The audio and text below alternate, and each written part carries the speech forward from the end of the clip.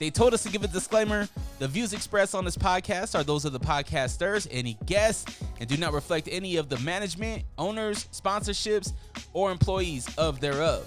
Pretty much, if you're soft, don't listen to this podcast. One thing I pride myself on is just being the same and trying to look out for my folks along the way.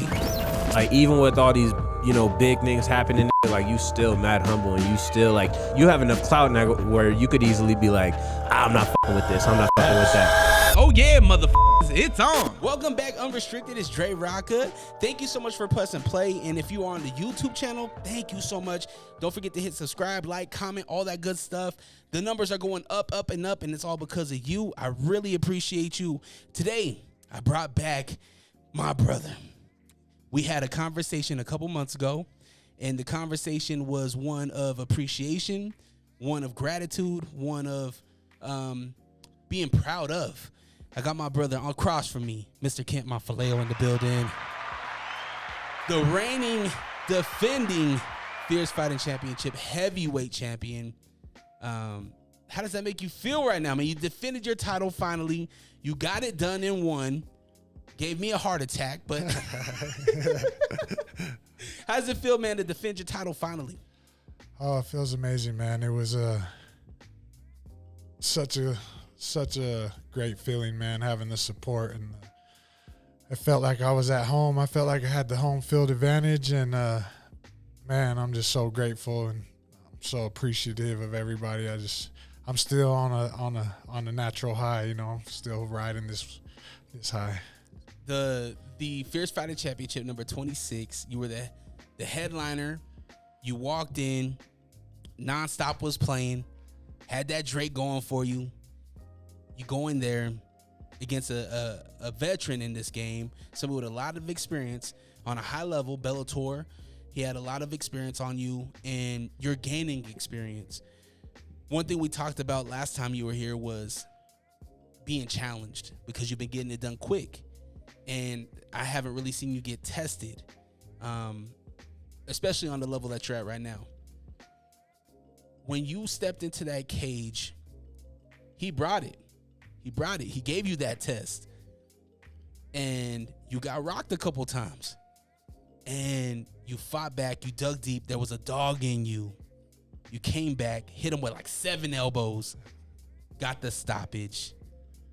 While you're in that fight, what made you dig deep? How did you find that dog to come out on top?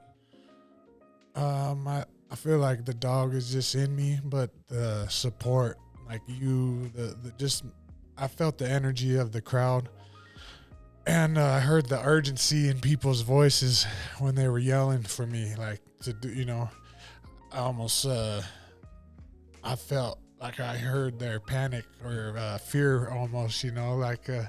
I was telling my friend, I was like, it sounded like it was more like a save yourself, like like run, like come on, Craig, get up, Craig. I heard that in my people's voices, and it made me want to dig deep and just overcome the adversity, show them,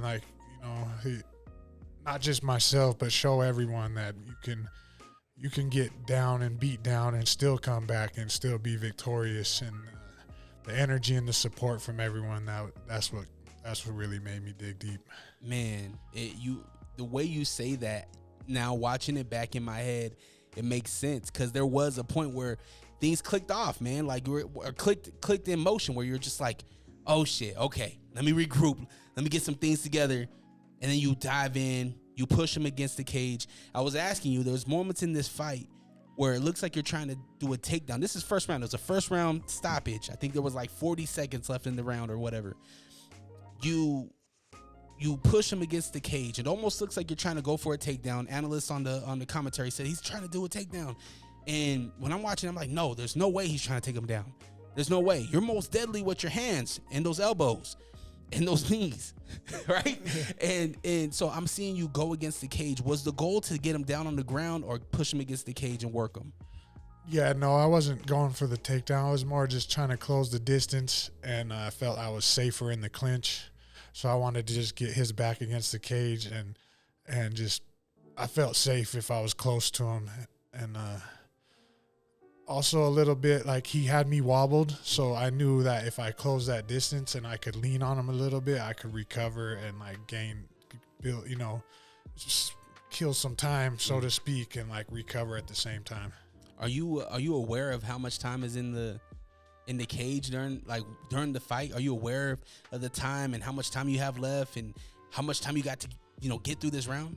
I feel like I have a good understanding, but I felt like I was towards the end. Like I knew it was the end. The round was ending soon, so I felt like I had an urgency to I wanted to get it over with in one. Just from being rocked twice and I just sensed that he was tired. I'm like, yeah, I'm gonna give you your exit. He was a deceptive fighter because he didn't move the way a typical heavyweight kind of moves, especially with bombs that he's throwing. Not to say that he's throwing like massive haymakers, but he's throwing them in a weird way. Did anything like that trying to like make you feel different? Yeah, he was deceptive. He was faster than I thought, and the punches came from like you said, normally you're coming with your hips or your body, and he was deceptive by just more so like what you'd call an arm punch. And I feel like they were snappy, so it was like fast catching me versus like where you're, you know what I mean, where you're putting everything into it like I try to do. It's more televised, I feel like, because they can see me loading up or, my body weight shifting, but he was just like, rock 'em, sock 'em, just pretty stiff. Kinda like, he's not like fluid, but stiffer. He was good at just landing, like some people just can find the target, and I feel like he's just one of them people that naturally just knows how to connect. And a lot of things that people don't realize, and I was telling my wife this, is that you had a lot of things going on in your personal life, and we don't have to get into your personal business, but what I want people to understand is that when these athletes like yourself, when you're going into these fights, it's not just focus on this fight and that's it. You still have to live life. There's still a life to live, but there was a gym change. You had you represented a new gym. You had new trainers, whatever. During this time, how focused do you feel like you were on this fight? I feel like I was focused because I knew of the task at hand, but I was also distracted because of the life events like you're talking about. And I was trying really hard to just ignore them, so to speak, instead of kind of thought like I just need to focus on my fight and then deal with it later. And it didn't really work out like that. It was still just, kind of eating at me, and in the back of my mind, it was hard to just zone in because I had these distractions, and I don't want to feel like poor me or my life's hard. Like I'm blessed, I'm grateful for everything I have, but yeah, it was definitely a rough mentally to get focused, and I feel like that might have been part of my performances. Was just I wasn't as focused and locked in, so it caused me to put myself in danger, and I got caught for it. I feel like that's something to be said to people that really don't understand how much it goes into the mental side of being prepared to fight somebody, like to the death, really much. I mean, both of you are putting your health at risk, right? Long term, short term, you can die right there in the cage. We've seen boxers die in the cage or in the ring. These things can happen. So not to be fully in tune with this training camp, I think that says a lot about the dog in you. I think it says a lot about the person who you are, where you dug deep, you got the win. Hopefully this next training camp, you have a full training camp where you don't have no distractions, and the limited distractions that you do have, hopefully, they're tolerable, I guess you would say. Cause man, brother, knowing what I've known, I'm like, damn, man, this dude got a lot against him. And when you walked out, it's a smile on your face. You could tell, and correct me if I'm wrong, but it seemed like you're embracing the walkout. You're embracing the people chanting your name. You're embracing the hell of people that are lining up on the outside, chanting your name, giving you high fives, showing you that love, showing you that they're here to support you. Are you at a state of calmness when you're walking out during that time? For the most part, I've been calm, but this last one in Idaho, I was nervous. And I think it had a part to do with being in Idaho. It was the first time I fought outside of Salt Lake. And also the lead up to the fight. Usually on fight day, I'm just chilling by myself or me and my lady. And in Idaho, we were in a house, and so I had all my people were basically with me. And the nerves were getting to me all day. I had to like walk a couple laps like outside and regroup and try to refocus, but it was a distraction for sure having everybody in the same house. This is a healthy learning experience, right? A lot of firsts. Your first defense, your first time against somebody that has a lot of experience, your first time having the outside of Utah, outside of your comfort zone, outside of your own routine type of feel. I think it's healthy to go outside of your comfort zone and get, because think about it, man. When you're on that big stage, there's going to be a lot of inconveniences. There's going to be people pulling you out of your hotel room. Hey, we need you to come take photos, right? Hey, we need you to come talk to ESPN, or you got to talk to this person or that person, right? So I think it's healthy to get that in now, kind of get used to it, because the next stage is probably going to be 10 times harder or a lot more.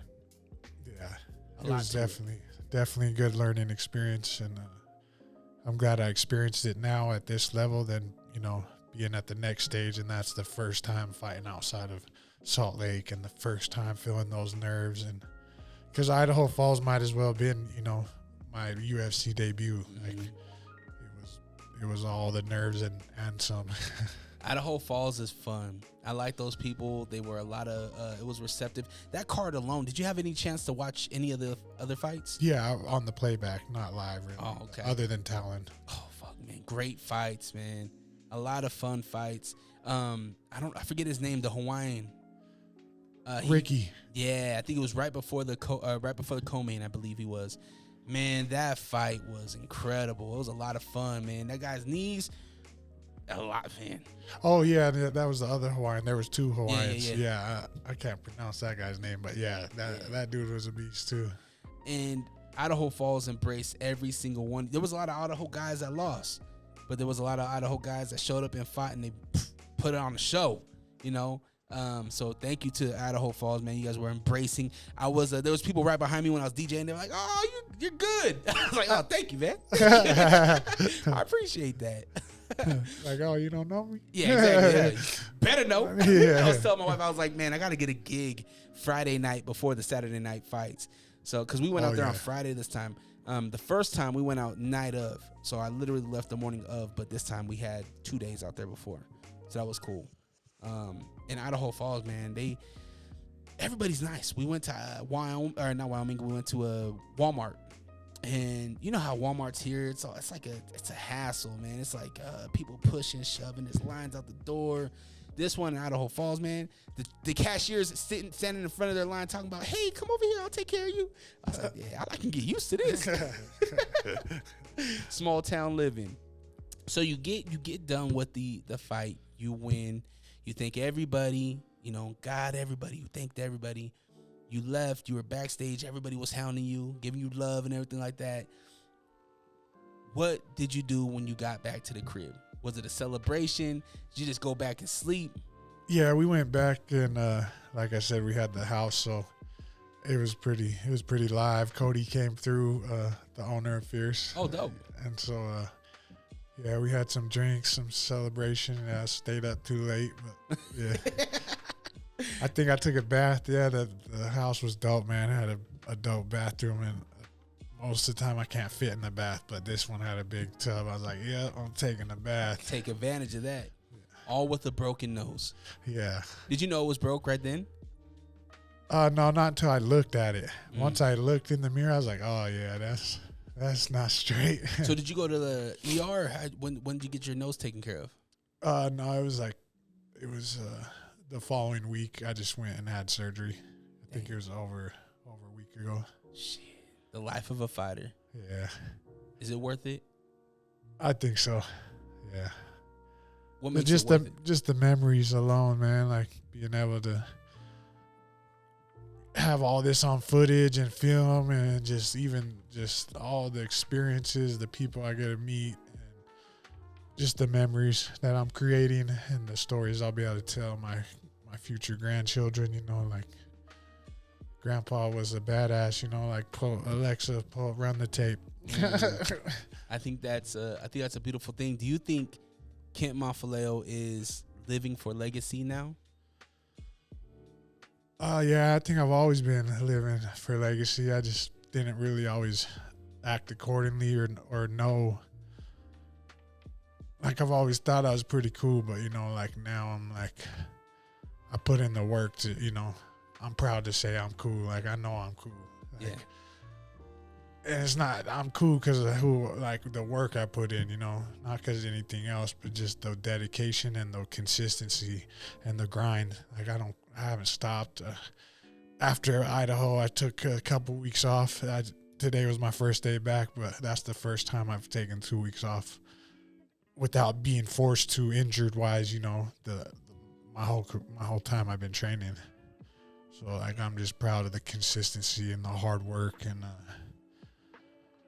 just that no quit, you know. Just it's not a dream anymore. This is life, you know. Like, it was a dream at first, but we put the actions in and we put the work in to where this is a reality. And it's not just a dream. I'm sitting on the couch hoping that, you know, one day I'm going to be somebody. Like, no, it's now. The time is here. I put the work in. I'm still working, and now it's time to, you know, to reap the benefits and to get paid to do what I love. I think that's a beautiful thing, because a lot of people feel like it's far-fetched to do their dream. A lot of people feel like, hey, I can't be the champion, or I can't get to the UFC, or I can't get that job that I really, really want to be or do. When in reality, if you put in the grind, you put in the work, it's achievable. You just got to go get it. You got to take it. You know what I mean? There's a song by Young M.A. She says, where I'm from, we just take it. We don't ask for it, right? And for my dreams, yep, I'm still running laps for it. And it gives me chills, because that's 100% authentic, and that's 100% true. If you want to go get it, just go take it. If you want to be an announcer at a big promotion, go take it. Go do it. But you got to put in the work to make it happen, and you're putting in that work. When you looked in that mirror, you seen your nose was broken, that was a sign to say, hey, if I can get through this, I can get through a lot more. Yeah, I smiled. I was like, man, and my teeth were all bloody. Shout out to all sports mouth guards. Yeah. He still got his grill. Yeah, my teeth weren't bloody from my mouth, but like from my nose bleeding. I was just, people commented too on photos they saw of me after the fight. They're like, man, you just genuinely happy over there with a broken face and like blood all on you shit. And I'm like, yeah, man. I didn't feel any pain at that moment, you know. I just, until I tried to straighten it myself, then I was like, oh, that's a little tender. You crazy. You try to do the Mel Gibson? Yeah. You try to make that straight. Well, the doctor did a good job. It looked straight. Yeah, it's a little curve. It was a little straighter than it was to begin with. So I'm like, hey. Was that the first time it's like you? No, I broke it before, but it's the first time I like got it fixed. I wasn't even gonna get it fixed this time, but shout out to Dr. Murdoch and Dr. Clayton at Riverton. They talked me into it, you know. I was like, nah, I'm good, man. Like, it looks straight, because I got it pretty straight, and I was like, I could breathe pretty good, so I'm not going to fix it. There's no point in fixing it if I'm still fighting, because of the chance of it happening again, you know. It's like I'm bound to get hit again in the face. Yeah. So I was like, fix it. I'll fix it later. But being able to breathe during training too, right? Yeah, they're like, no, don't. Like, get it fixed. And I was like, all right, let's do it. Well, shout out to them. They did a good job. Yeah. Did they try to? They're plastic surgeons, right? Yeah. Did they try to convince you to get a BBL? No. They're like, hey, we can throw in a BBL. Get a nose job with a BBL. That's crazy. Oh man. So man, you defended your title. You walked away from Idaho. A little bit of bumps, a little bit of bruises. You know, broken nose, but you won and you came out on top. What did you learn in this fight? I learned that I could still take a punch. But no, it taught me, as an amateur, I probably would have lost that fight because I wouldn't have probably backed up and tried to recoup.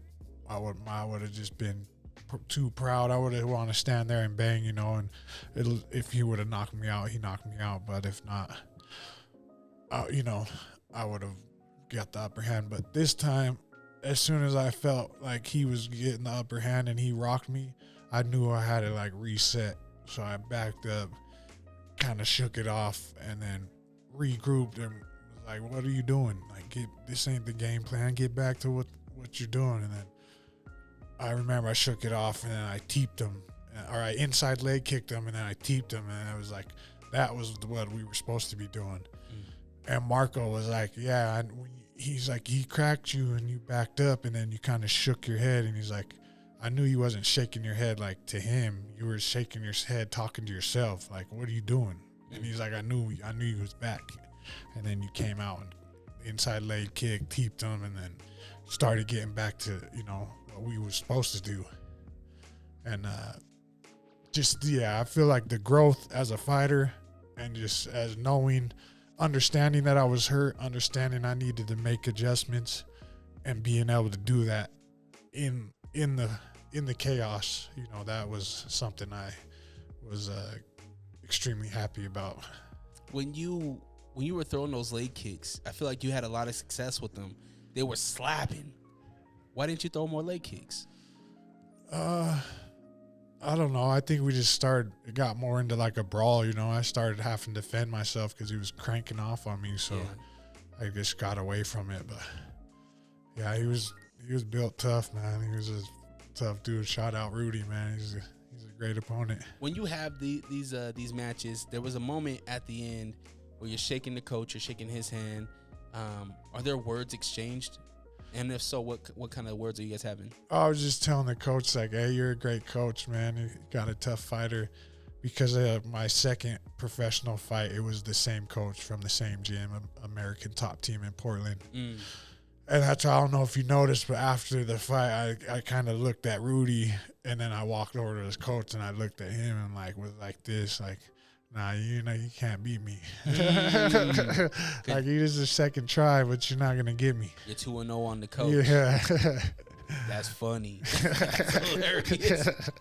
And the coach, he's a brute. He's like a big, scary looking man. That dude's bigger than both of you guys. Yeah, I'm like, I think he wants to beat me up. Like, he's trying to get his fighters to get me. You remember that old show, American Choppers? Yeah. He looked like the dad. Yeah.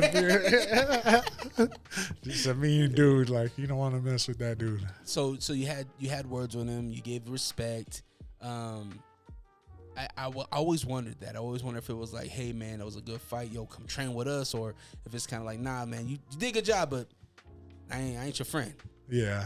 No, as soon as the fight's over, I don't have any, even before, I don't have any animosity, but there's like a level of intensity, like I'll shake. As soon as I walked into Idaho for the weigh-ins, I saw him and his coach. I walked right up to him and shook his hand, said, hey, good luck. Thanks for coming.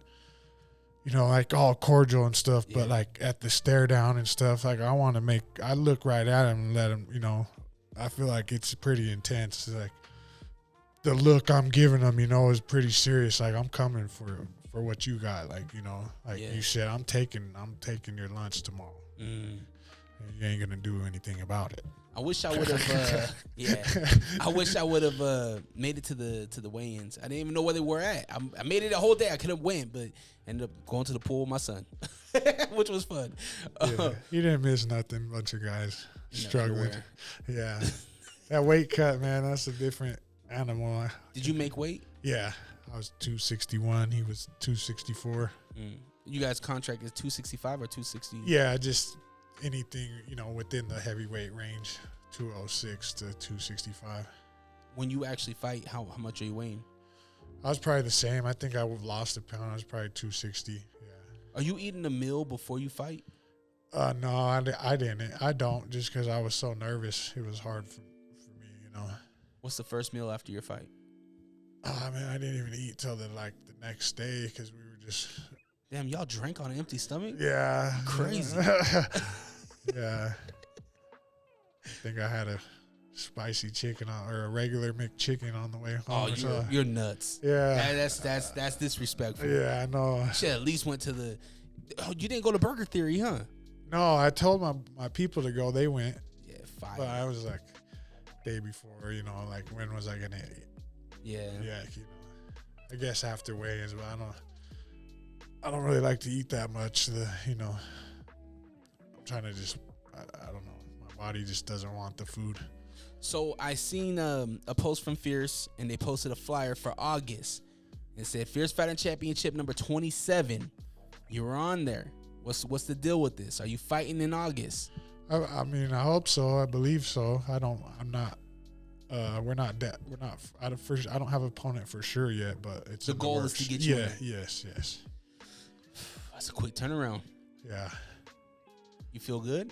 Feel healthy? You feel ready? Yeah. I feel. Like I said, I took 2 weeks off, and today was my first day back, and my coach was impressed my strength and conditioning. He's like, "You're right where we left off." Like, he's like, "This is a good thing." Oh, hell yeah. He's like, "I thought we might have had a backpedal a little bit," but he's like, "Full steam ahead. We're right on track." That's good. So I was like, "Yeah." Well, you look great. Thank you. You look great. I think you look fight ready. I don't know if that makes a difference. Maybe you're just ready to go anyway. I mean, you're a champ, right? Like, yeah, stay ready. Yeah, exactly. So you don't got. I mean, I feel like this is a lesson that we've seen in the UFC, right? We look at Bo Nickal's opponent, where he literally got a call. I think it was 2 weeks out. 2 weeks, yeah. Be ready, so you ain't got to get ready. You never know when your opportunity is gonna come. Exactly. Just be on point. And as a heavyweight too, and I'm already 36, so it's like I know I have a short life at this, a few years, to do this at the highest level. So I want to fight every 2 months as long as I'm not getting hurt. Yeah. The broken nose, that's nothing major. Like, that's not gonna stop me. I could fight tomorrow with the broken nose. Like, Yeah. it's not broken anymore. But I'm saying after surgery, like, you could break it again. I'm good to go. You invite your doctor to see your fights? Well, Murdoch, he's the head doctor, so he's always there. I always tell him to have his stitches ready. Like I told him, like, have your stitch kit ready.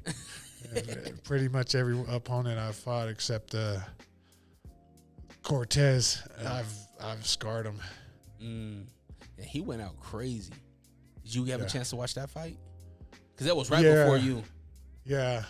I was hyping him up in the back too. I was like, go out there and start strong. And then I was like, oh man, I maybe gave him a little bad advice. Yeah, because he started strong and then it wasn't so strong. Man, but at least he came out like that, because I feel like he was hesitant to pull the trigger on his last few fights. That Even guy- fighting me, he was like, he just was hesitant. And that's why I was trying to help him. Like, hey, pull the trigger, let him go. It's a fight. You have to. Like, I didn't say walk in there with your hands down and get knocked out, but I feel like if I'm fighting you, I can't just run in. Yeah, no, that's not a good plan. I don't feel like either. I gotta be strategic. Stick and move. Exactly. Yeah. Might have to give you a couple of nut taps. Yeah. Sorry, Ref. I didn't mean to. It's a point, Dre. All right, whatever. Take two. Yeah, but that the guy he fought, Chisholm. Yeah. Chisholm was showing you a lot of love afterwards. I don't know if you noticed that or not, but he stood around and he was really rooting for you. Yeah, I like Chisholm, man. He's a good dude. His coach, Clifton Barnes. They're good dudes. Yeah, I like them. There was a point in time where I was like, does Chisholm get a chance at the champ? And I was like, nah, he just came off of a losing streak. So I think it's very hard to find you a fight, at least within state. Yeah, true. And Chisholm, he's from like East Coast, I think. Pennsylvania. Yeah. And we were supposed to fight, me and him, last year in April, but then the week of the fight, I wrecked my Harley. That was something that we didn't talk about last time. Take me through that time when you did lay down your Harley. Yeah, it was fight week, man. I just bought a 2016 Street Glide like 3 days before this. I think it was on the Saturday, and it was Monday of fight week. And I was like, oh man, I'm gonna cruise the bike up to the gym, show the team my new bike. You were feeling yourself. Yeah, and I'm like, man, I'm not even gonna wear the helmet. Like, I'm just gonna take State Street, cruise down State Street, head up. How familiar are you with bikes during this time? Oh, I've been riding them since I was like 13, 14. Okay. It started with dirt bikes, and then I've had multiple like bullet bikes, and then that was my first Harley.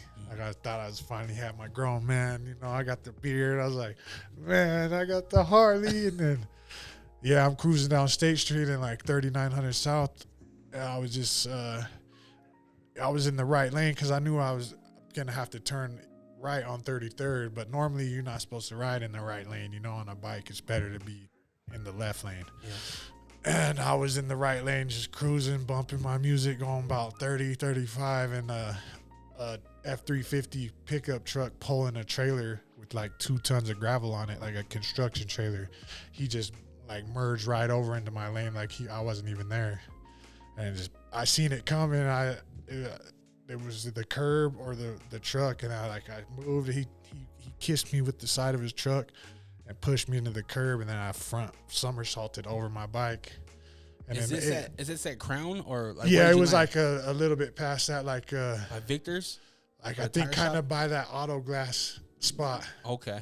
And was that like an auto zone or something? Or there's an auto glass. Oh, you're talking about by the KFC? Yeah, but it was on the east side. Because I was headed, northbound. Oh, by Mr. Muffler. Yeah, between Mr. Apollo Muffler Burger. and that auto glass shop. Yeah, okay. Yeah. And he just pushed me in there. I front flipped over the handlebars. And in my head, I'm thinking like, land soft, big boy. I'm like, fight week, parkour. I'm thinking, roll out of this shit. Yeah. I felt like I did all right, but I hit my head and broke my collarbone and broke my thumb.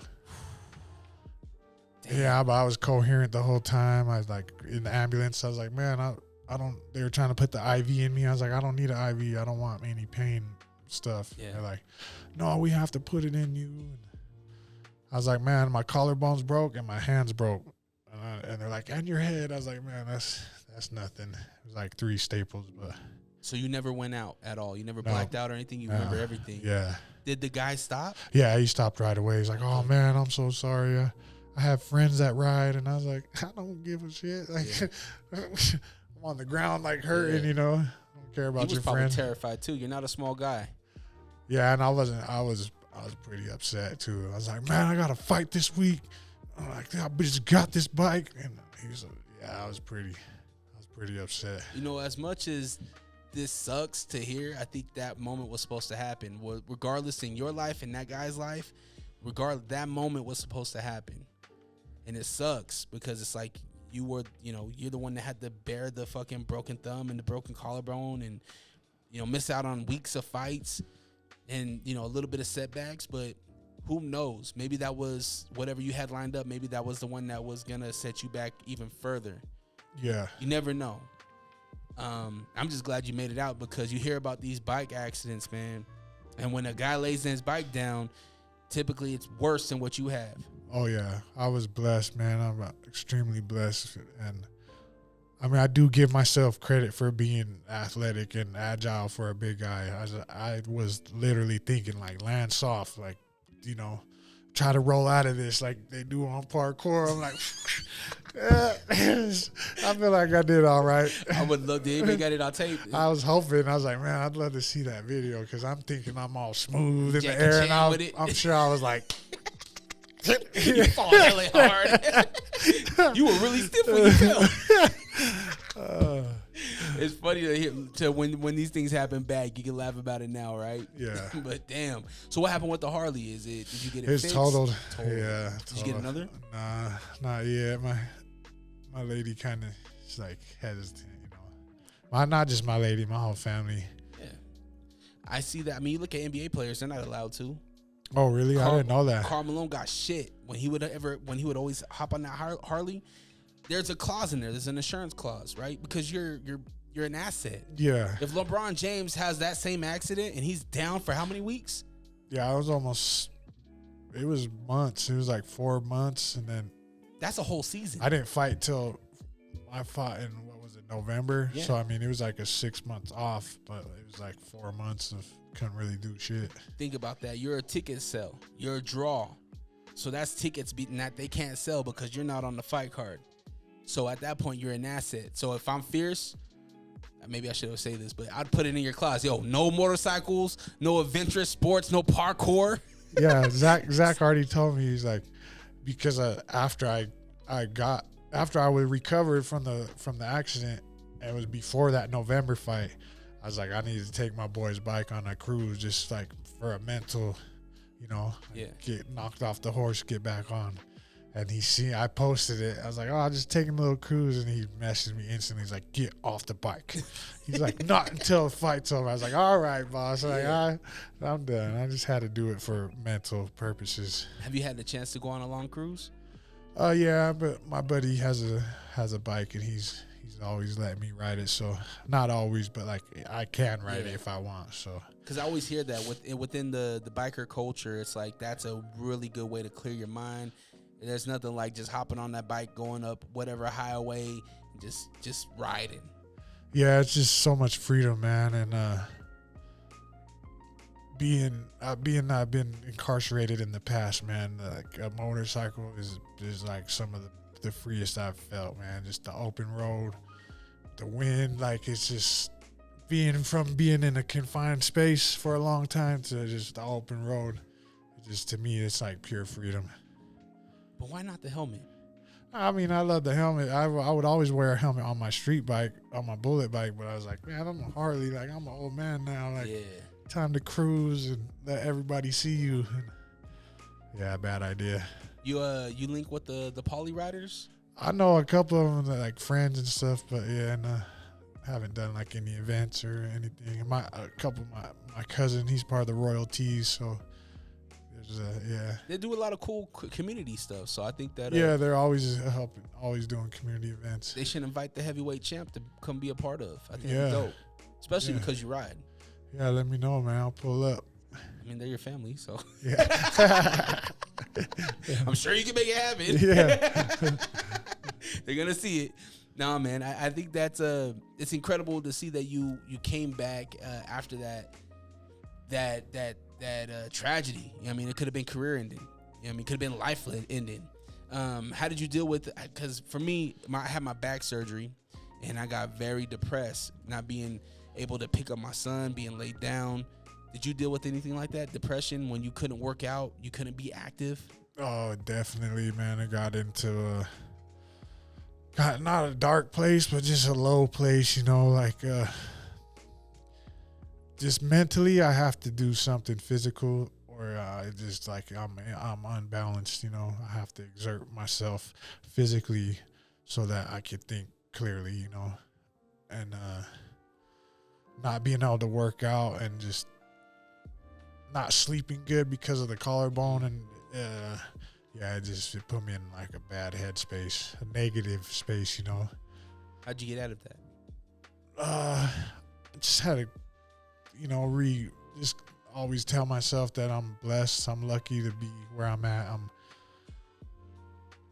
not like, if those injuries were minimal for, like you said, you could have lost your life. You could have lost a leg. I could have been paralyzed, a vegetable. Like there's so many different things that could have happened. And to just get a collarbone and a thumb and some staples, like, man, that was like minimal to me. Mm-hmm.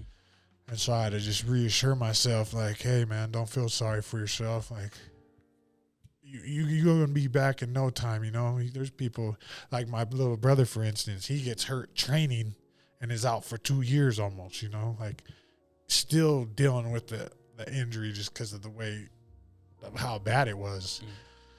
And that's the first time he's broken a bone or anything. And I'm like, man, I've broken both thumbs, my hand, my foot, tore ligaments in my knee, like, just my mom said I was accident prone my whole life because I was the one that would always be getting stitches or needing to get rushed to the emergency, because I broke something. But I was just felt so grateful, like, man, my little brother, he was doing like training and gets hurt and is out for this long.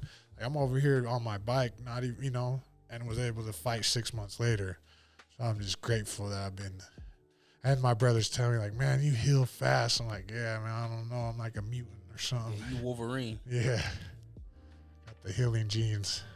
But I also feel like a positive mindset, too. And, like, obviously I got into a negative place. But I always reassured myself, like, don't feel sorry for yourself. It cannot be worse. Like, you're still in a good spot. Like, you're not, this isn't career ending. Mm-hmm. So I just knew that.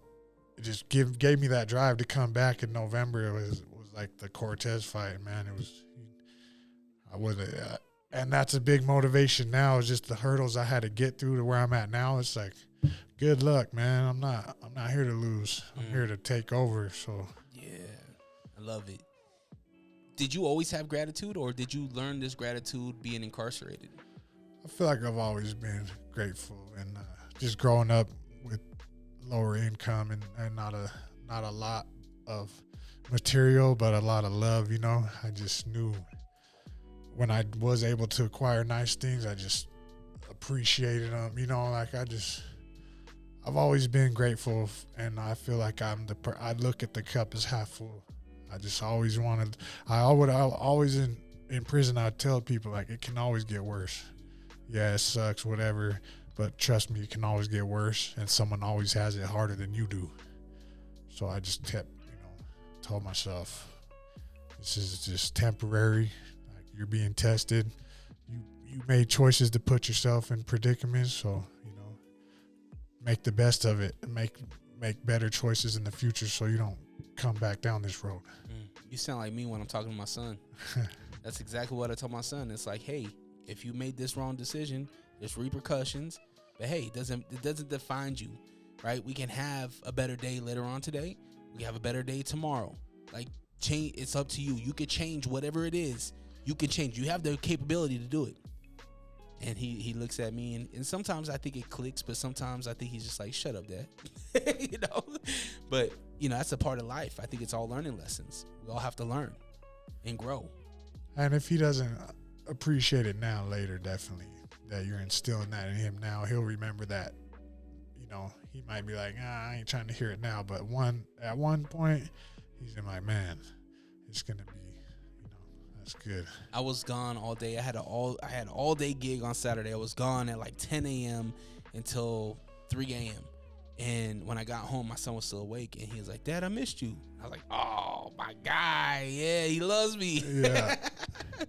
It's like those moments where I'm like you said, he'll remember those things, the things that he feels like I'm pestering him about.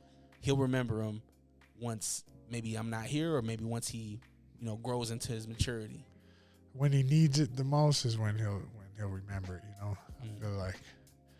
Same with my dad. My dad passed a couple years ago from COVID, and just everything came flooding in when he passed, man. Like, basically, he taught me everything, I kind of thought my dad was, like, not as intelligent, like book smarts, because he's from third world country and didn't come to America until he was in his 30s. Just had broken English, so I was like, my dad's a fob, like.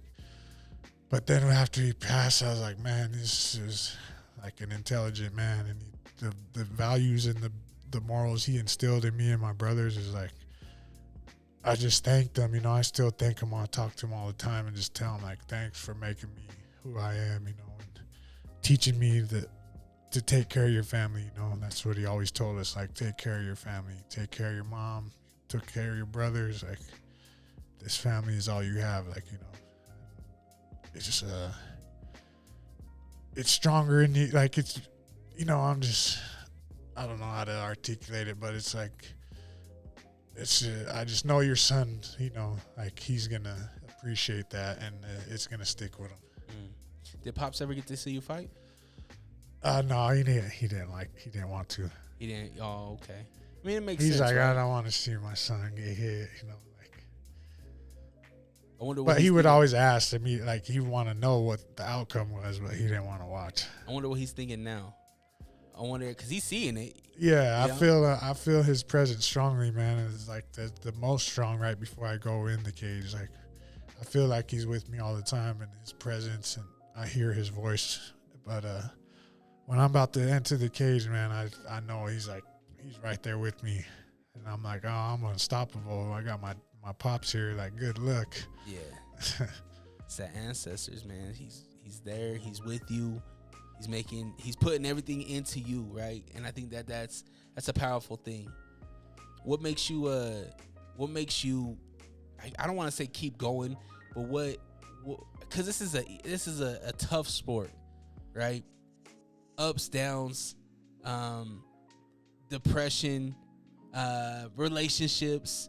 What makes you want to keep going? What keeps you from just being like, you know what, forget it, I'll just go get a desk job? I think like you talked on earlier, the legacy, you know. At first it was kind of like I said, just like an outlet and a hobby, and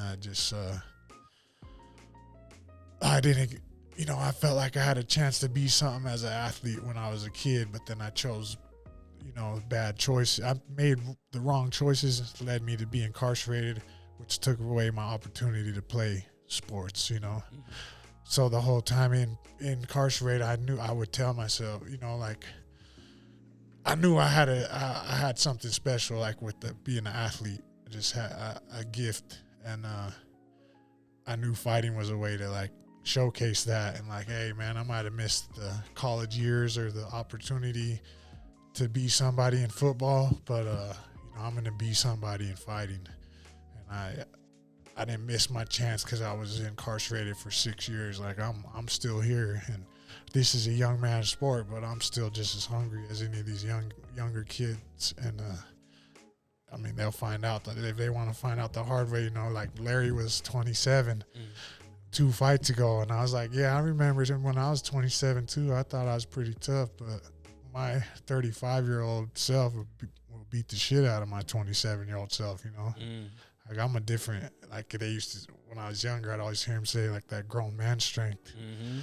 It's like I got that now, and I got the wisdom and the knowledge, you know, of like I'm just I'm a dangerous person right now, and I'm not done because I'm not done. I still have a lot of fight left, and I know I'm destined to be somebody in this, and I'm gonna build a brand and leave a legacy from fighting. Well, I think you're paving your way, especially here in our community, to show that as well. So I believe it 100%. I told you, I keep telling you, man, you're a star. You just gotta hone in on it, right? This is an interesting point in your career where this is a business too, right? So now you're a brand and you're a business, and business sucks. I hate business. I wish you could just focus on fighting, and you'll get to the point where you have an agent, manager, all that stuff. They handle all the business. But you also have to take care of that until you get to that point. When you were locked down, how did you stay in shape? Or did you let yourself go? Oh, no. It was like, you know, mandatory workout, just mentally. I mean, there was times I'd take like a week or so off, but I'd always, the mental side of it, when I would get into like a negative place when I noticed I wasn't working out, I'd be more quick to like, you know, be confrontational with somebody or take offense to something. Whereas when I work out, then it's like I'm, you know, water on a duck's back. Like, I don't care what you're doing. And I realized that being incarcerated, that working out is part of like my mental health, and I have to, you know, in order to have a healthy mind, you have to have a healthy body. And mine's like, my mental health is very strongly based off my physical. And if I don't exert myself, and I just start to be more negative, you know. You have any support from inside? Still? Yeah. Oh, yeah. Huge support, man. Like, my phone's going off every day. You have a call from the correctional facility. I'm like, man. What's up, man? Hey, yo, you in the UFC yet? Yeah. Hey, man, I gotta get some money on my books. Like, hey, I'm not doing it yet, man. I'm still grinding. Yeah. Do you think this sport would be healthy for the guys inside if they can control it? Yeah, I feel like it. My older brother says it saved my life because I didn't start training until I got out of prison. And he said it's just, you know, kept like this. He says it saved my life. Just, I don't know. I feel like I'm just calmer person, more patient, and just like the water off a duck's back. I always try to use that phrase of like, you know, small shit to a giant. Yeah. Don't, if it don't, apply, let it slide. Like all the things of just like non-confrontational, not being but then I get behind the wheel and then all that goes out the window with the road rage. It's just like my wife. Oh, she's the worst. I'm like, you don't got to be first in line. Let somebody in. Like, calm down. It's all good. Like, I got a town car. Town car ain't supposed to be super. We're supposed to be chilling. You know what I mean? Like, I'm in an Impala. What are you doing? Speeding. Like, chill. Relax. Enjoy the ride. You know what I mean? Where it's a privilege to be able to get wherever you want to be like that. Yeah. Right? There's people out there riding UTA. I did it for many years in snow, 3 feet of snow. I only had shorts, knee-high socks, and Vans, traveling to work every single day. I take me having a vehicle, I don't take it for granted. I'm like, hey, it's a privilege. So if you want to hurry up and speed and get in front of me, go ahead, buddy. It's all good. If you need to get over, hey, I'm slowing down. Go ahead and get over. You know what I mean? You never know what somebody's going through. Have you ever seen that movie Falling Down? I don't think so. So it's the old 80s, 90s. Maybe it's like 95. I'll send you the trailer, whatever, link. And I think it's Kirk Douglas. And there's a man, and it's a regular, common, white male, works in an office job.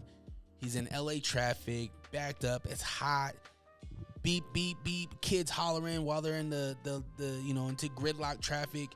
He just has enough. He hops out of his car. He needs to get out. You could tell he has anxiety and all this other stuff. He just had enough. And it gets to the point where he runs into people alongside his way of going home. And every person is just pushing his buttons. There's some gang members talking about, hey, you can't be over here. This is our turf, whatever. You can't sit over here. He's like, it's a park bench. You know what I mean? And he ends up taking a gun and taking care of these dudes. And then he runs into, and then he goes into a convenience store. He has a soda. Mind you, this is the 90s, so he has a soda. And the convenience store owner is like, it's $1.75 or whatever. He's like, I'll give you 50 cents for this soda. I can get a cold pack for $6. I'll give you 50 cents for this soda. He's like, it's $1 or whatever. He's like, no. And so he ends up he just had enough of everybody's shit. And he goes off the deep end. And that's what I put in my mind every time I'm behind the wheel, is that you never know what the next person's going through. Because a man that has nothing to lose is a dangerous man. You never know what they can do. Facts. And it's not about being a bitch. It's not about pussing up. It's not anything prideful. It's just understanding that we're all humans. We all have different emotions. You don't know what the next human's going through. That person might have just lost their loved one. You know what I mean? And I think it's always good to remind yourself about that so you can stay here. Yeah. Because you have a long journey, right? I have a long journey. But if we run across a person that has nothing to lose, they'll lose everything. They'll take away everything just to make a point. Very true. And that's why I ask about if this type of training would help the guys locked down, because I always think about, because my brother and my sister are always in and out, and my mom too, always in and out, and my nephew, he's locked up right now. Like, there's a lot of people in my life that's always been around me, incarceration, and I think about, well, how can we help? How can we end the cycle? And if we can't end it, how can we help impact it where they come out and they'll be successful, like yourself, right? And I hear stories about, well, physicality. Well, why don't we have trainers in there? Why can't we get some you meet a certain requirement and you come and you train? Not necessarily fight, but train. Will that help them for when they get out in 6 years, to where they have a shot at something? You know what I mean? It's the same thing with medicine. You always hear about them at pill time, and what they get? They get a bunch of drugs. Like, okay, what about some herb? What about some herbal, more natural resources? We always hear about marijuana helping people mellow down and be cool. Why can't they get that? You know what I mean? So I always think about that. I just heard that the just brought back the Slick college program for the guys locked down in the pen. Oh, dope. Yeah, they just had their first graduating class. So salute to those guys. But I think it's just more programs and more opportunity. Now, if they take it, it's up to them. But I feel like more opportunity would definitely help. Yeah, they definitely would be beneficial. Would you take it? Like, is this a far-fetched thing? Oh yeah. Like if I was in there, oh yeah. I took advantage of everything when I was in there, like automotive, AutoCAD, like culinary arts. I did the whole program. Did you take it serious though? Yeah, I mean, What I didn't take it too serious to where like I never wanted to. The program, they want you to hold other people accountable, and that's the one thing I wouldn't. I was in prison, and we're all in prison, so I felt like I didn't feel good about addressing another man's behavior. I mean, that being out now, I see what they were like trying to implement, but at the time in prison, I didn't feel right about it. So I would like contract all mine. I'd be like, hey, Dre, I need to get a concern on you, brother. So I'm gonna tell him that you cut me in line and lunch, and that, you know, and I know the consequences is minimal, you know. Yeah. Where there's guys in there like really trying to get you on some shit, and I'm like, you know, man, don't mess with my time, bro. I'm trying to go home, like. Yeah. There's a lot of politics, huh? Yeah. Yeah. It's a lot to it. Hey, Dre, would you calm down for a moment and just let me talk? Just at this point, you're just rambling, all right?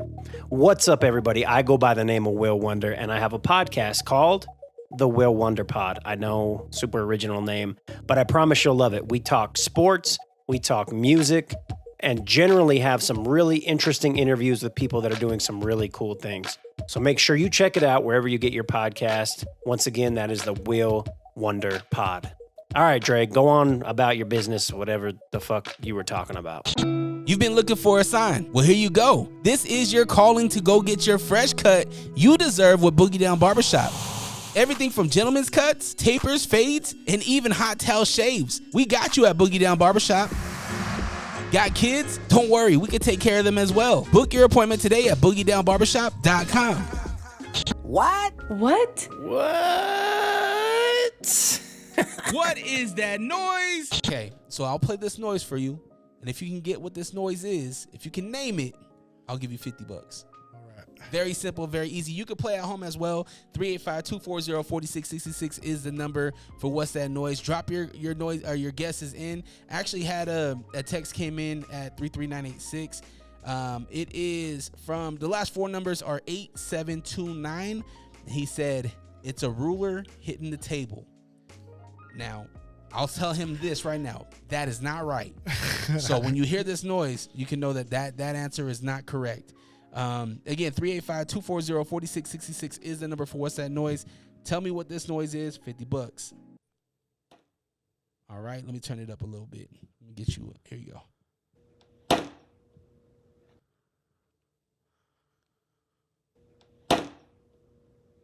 What is that noise?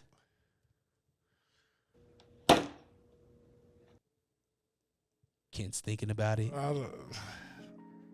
Sound like a cabinet closing or something. I don't know. So we've had a door closing guess. We've had the ruler hitting the table, which that was a great guess, by the way. Yeah. But that's not right. Nope. So you want to lock in a cabinet? Yeah, a cabinet. It's not a cabinet. It's not a cabinet. 385-240-4666 is the number. Drop your guesses in. You can leave a voice note. You can also shoot in a text. If you can get it right, I will send you $50. Promise. Hey, yo, you're probably listening to the Unrestricted podcast with DreRawka. We are? No, they are. Yeah, oh, right. Oh, wow. And I'm the real Ruby. You can catch me and Fonzie and the Funk. G Daddy Funk on Lake Talk 801 podcast. Yeah, but I think you have to come in more smoother, more funnier. Like, yeah, they could catch us on the Lake Talk 801 podcast. Yeah, y'all can catch us on the Lake Talk 801. Yeah, and be like, and yeah, man, hey, and they could catch people like me, the real Ruby, and people like you, Fonzie, and people like him, G Daddy Funk, wow, on that's the a Lake lot Talk of people. 801. Who cares? What'd he say? Huh? I didn't hear him. I don't know, but this probably should be the ad. Are these on? Catch a new episode every Monday on all streaming platforms. The Lake Talk 801. Tune in now.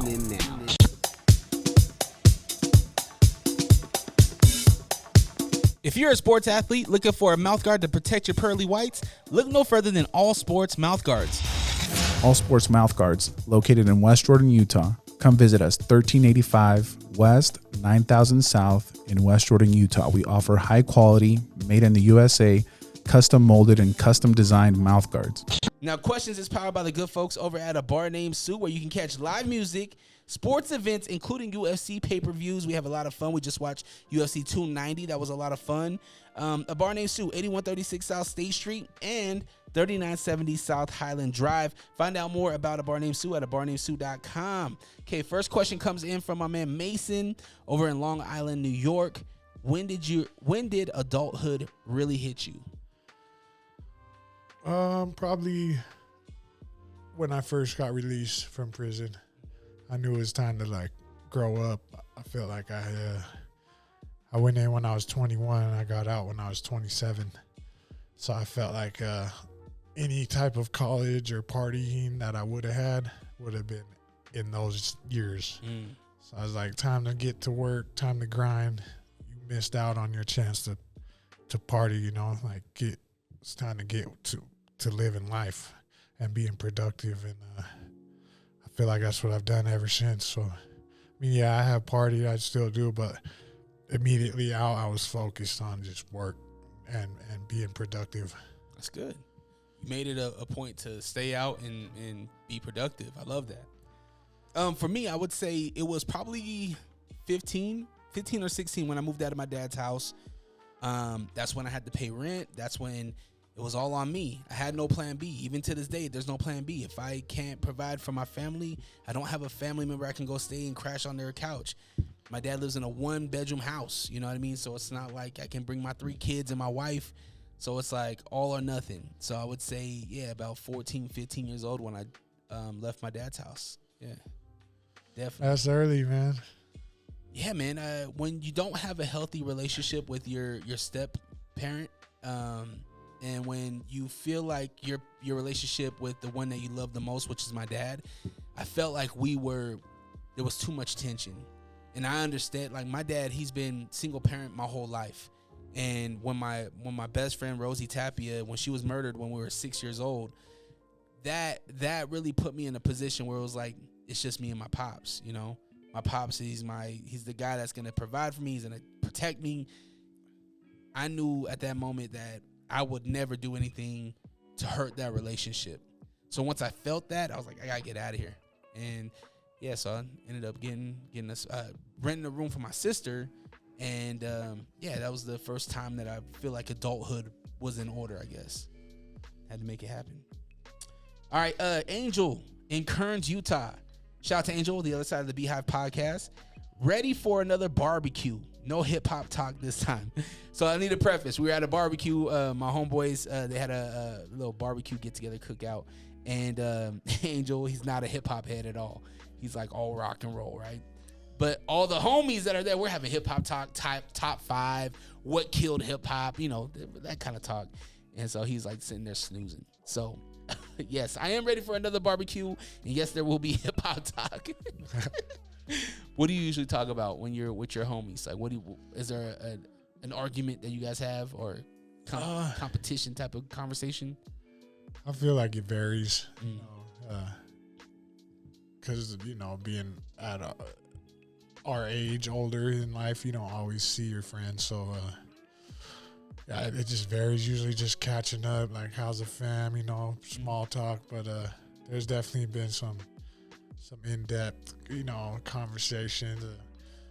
Recently, a lot of it, talking with my buddies, is like just growth and like, you know, he's really big on wanting to start his own business and just like bouncing ideas off of me and seeing how I feel and you know, just productive, like grown substance, you know. I don't like to just like talk about nothing. I want to talk about shit that matters, you know. Yeah, I feel you. I think that those conversations are good, but you need actions too, right? So if you're gonna try to get this business, let's do it. Like, yeah, I know a guy. I don't want to talk about it too many times before we like, you know, like what have you done since, you know? Like, exactly. What did you do between our last conversation to work towards that? Let's go get it, man. Yeah. All right. Next question comes from JT, Minute After 8. We actually just dropped that episode. If you haven't checked it out, go check it out with JT, a really great, talented musical producer here in Utah. If you could only choose one, is it rice or pasta? Rice. Yeah. Rice. I love pasta, especially like Chinese, like the soft like noodle. lo mein? Yeah, I love that. But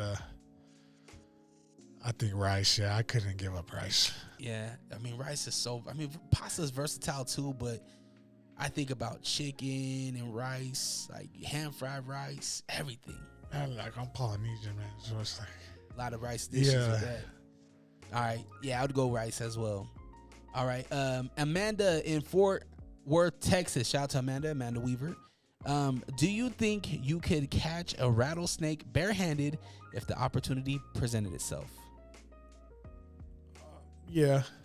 I mean, I wouldn't want to, but if I had to, I think I could. Man, I don't know, man. Those things snap quick.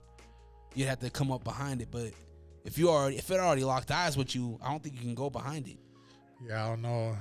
I have to like heat my hands up and give it like a fake one over here and then coming from the side. It's a good technique. They'll just hit it with my shoe. Then I'll try to grab it. All right.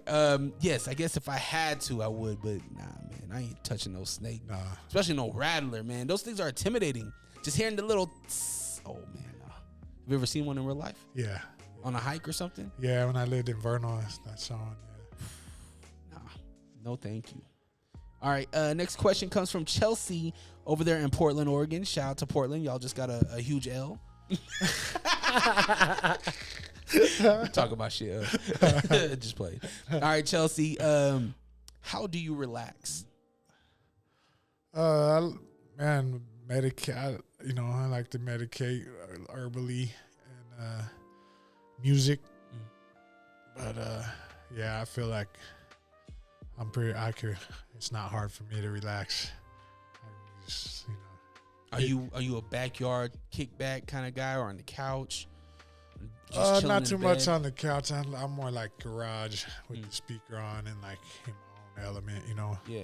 That's where I get a lot of my own I guess meditating, like just a lot of deep thought and that and driving. But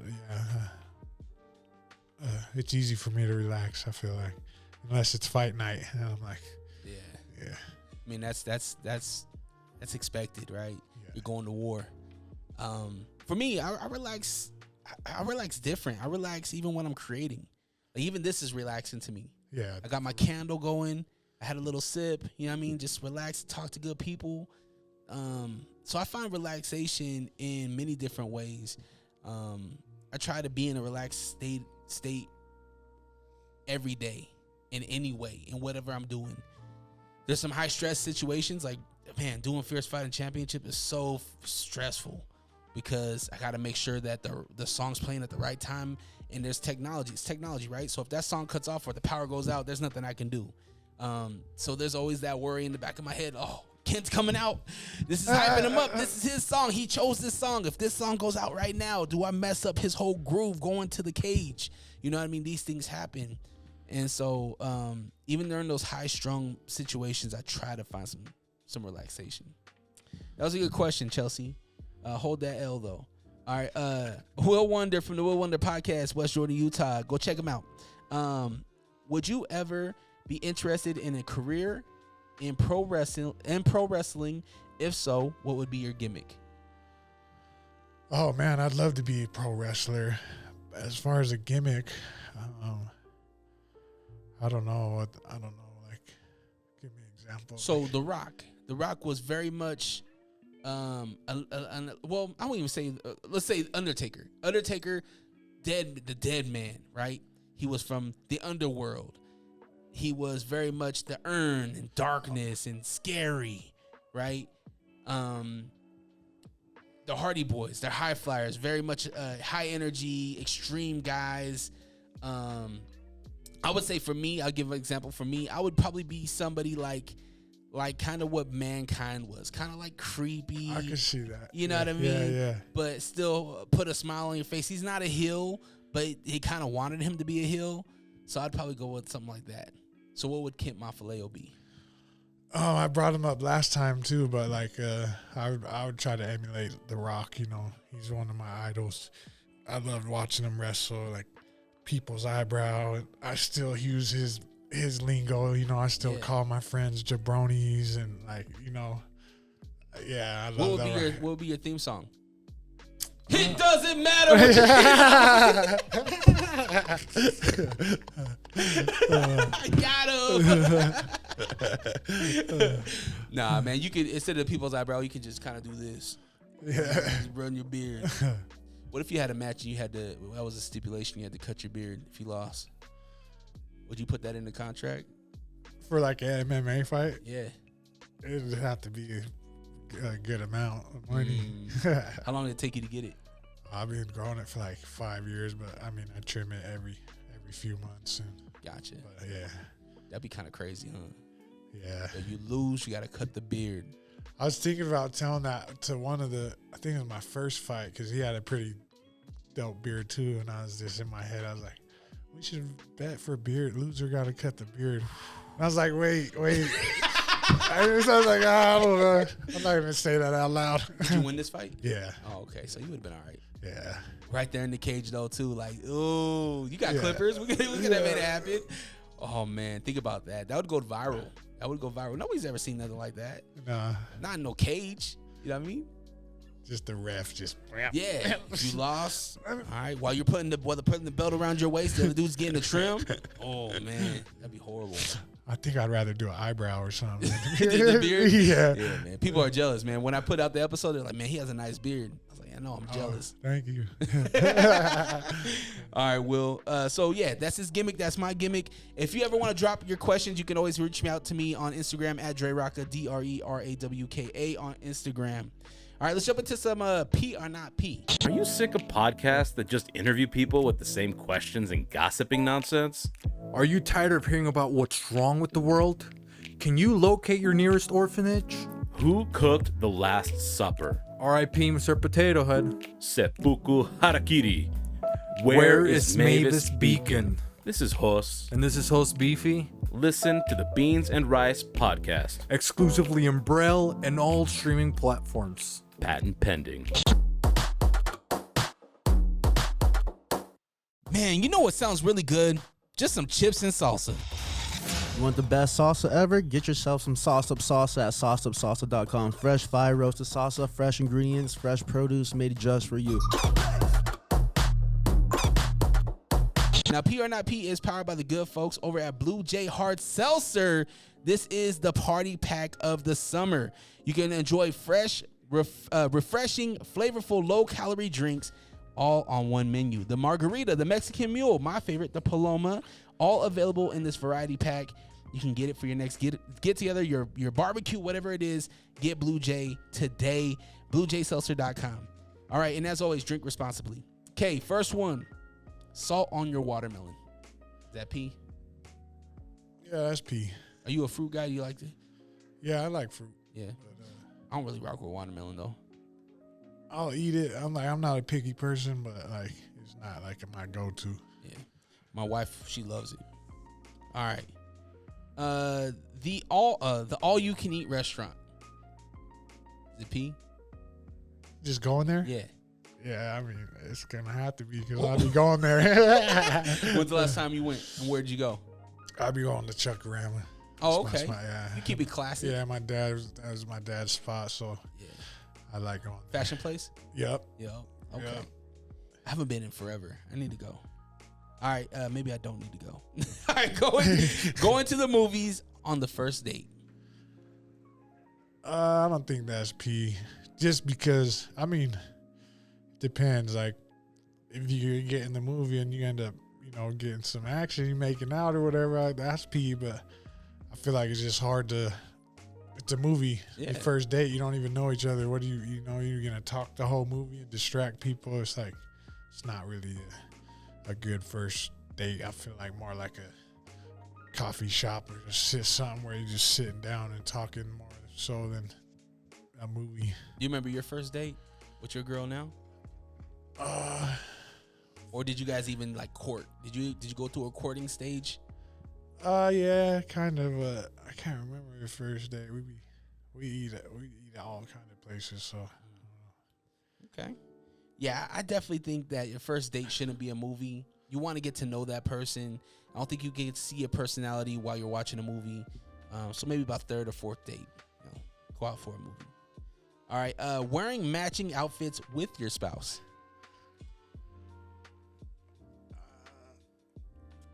I mean, I've done it, so I'm gonna say not P. Oh, what was the matching outfit? I mean, it was cool. It's like we had the same Jordans, and like it wasn't the exact identical, but just like similar colors and same shoes. Oh, okay. Like I'll rock with it, but I'm not gonna say it's P. I feel like I'm kind of corny when it comes to my relationship. So Are you a romantic? yeah, Okay, there's nothing corny with that. I feel like women. Well, in my experience, women want that, right? And sometimes it's hard to show being romantic because there's not a lot of examples.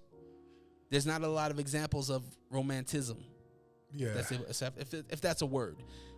But the rose petals, you've done that? Not really rose petals, but like the flowers and like just thoughtful, Yeah.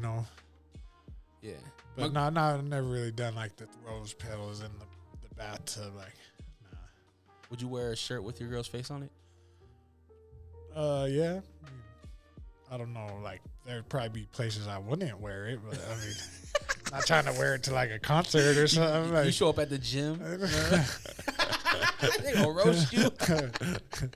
He's whipped. yeah. I mean, our girls got us whipped, man. That's why we in healthy relationships, right? Yeah. It's important to be everything for your spouse, I think. Yeah, I think dudes think too like it's a sign of weakness or something to like cater to your girl, or like I'm opening the car door for my girl, and like I just I try to cater to her, and I feel like some dudes feel like it's not P to be a gentleman or to be sweet, and it's like, nah, man, it's about being like a savage in the streets and being a beast, but then your lady, you being sweet to her, and like Absolutely. like, yeah, everyone knows I'm a beast, but my girl sees that soft side of me, like that other people don't get to see. So it's like, Anybody that thinks anything different about you specifically is a moron. So, and I guess they'll find out quick. But yeah. I would say not P. Don't match with your girl. Yeah, nah. At least not T for T. If you have to say sneakers on, that's cool, whatever. Yeah. I can't match with my girl anyway. She don't like my style. All right, not shaking hands after a competition. Not P.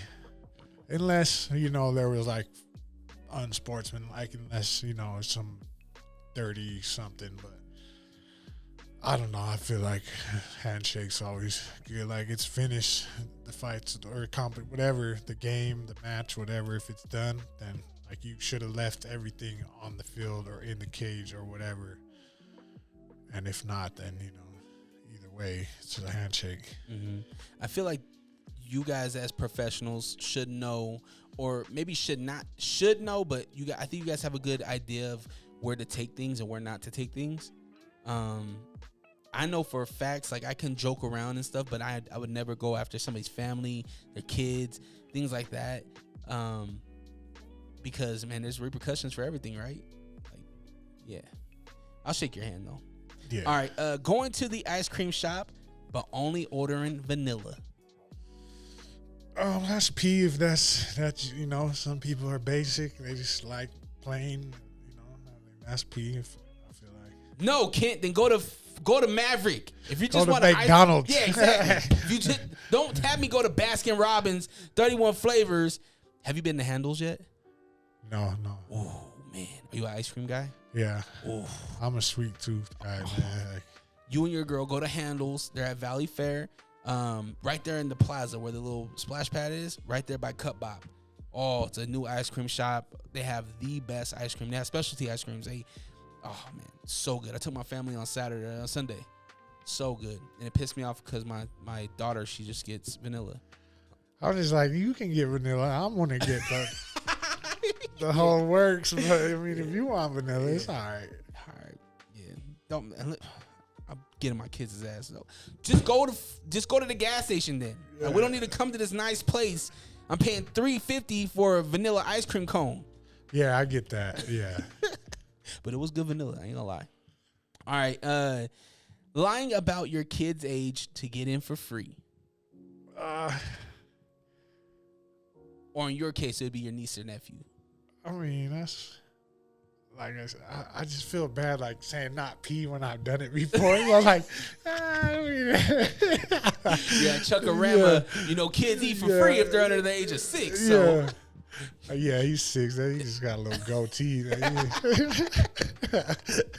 He has a cell phone in his head. I've definitely done it before. My son has been 6 years old for the last 3 years. So. Oh man, I think it's pee as long as you can get away with it. Yeah. All right. Having a joint social media account with your spouse. That's definitely not pee. In my opinion. I was waiting for you to elaborate.